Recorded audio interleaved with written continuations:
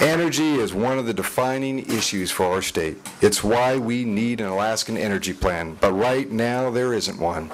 That's why I joined the mayors of Kenai Borough and the Matsu Borough to create a comprehensive South Central energy policy for Alaska.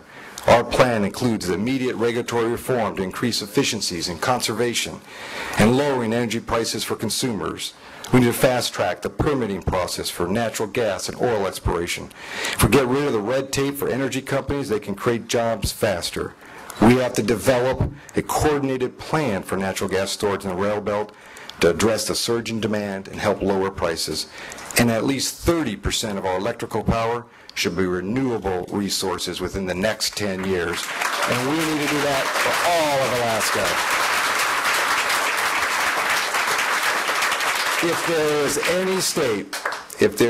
any state that should be the leader in energy, it's Alaska. We have coal, oil, gas, like the gas beneath the North Slope. We also have the enormous supplies of renewable energy, hydro, tidal, geothermal, wind, and we also are ground zero for climate change. We've seen the effects of global warming on our state. All you have to do is look at the shrinking polar ice cap and the devastating effects having on our rural communities to know we have to do something, not just today, but every day, solving this problem. Alaska should be leading the nation in developing alternative power. It can lower energy costs here at home and provide a new source of income for generations to come. Alaska's senator should be leading this fight.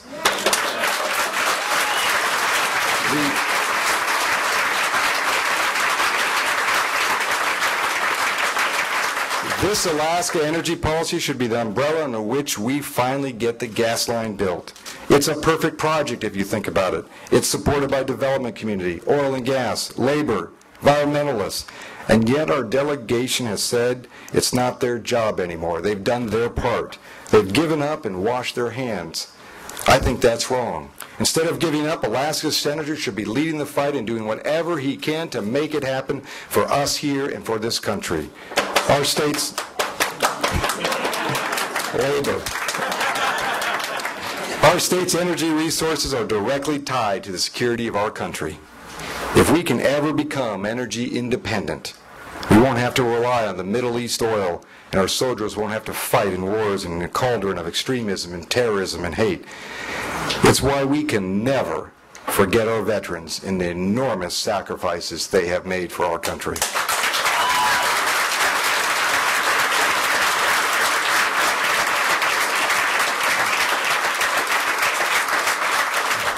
I've joined with Senator Jim Webb efforts to expand the GI Bill, the same GI Bill that Senator Stevens benefited from.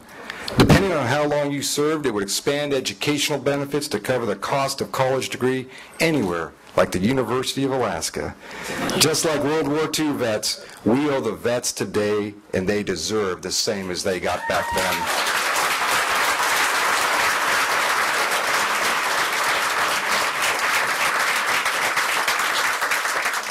Deborah's father is a veteran, and my sister's husband serves in the Air National Guard. I will dedicate my service on this issue to both of them as a salute to their service to our great country.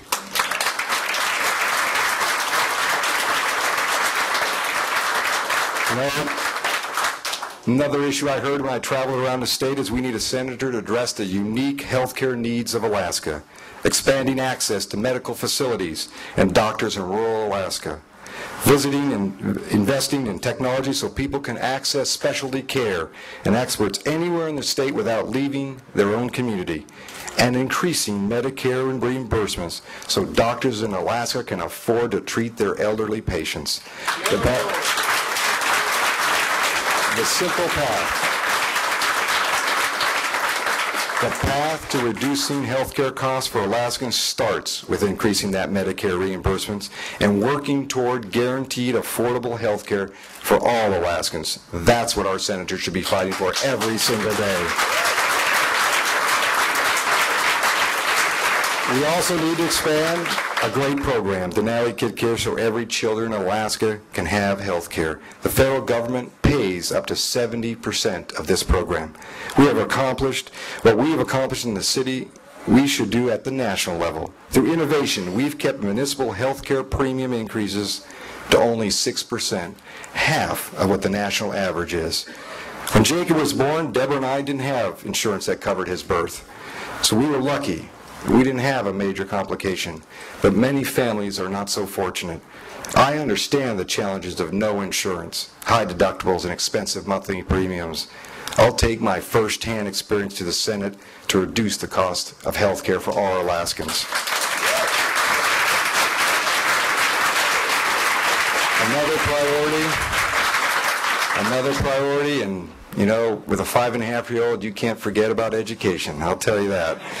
Another priority will be providing young Alaskans the best schools possible so they have the skills to compete in this great global market. The federal No Child Left Behind Act is a disaster, especially in Alaska.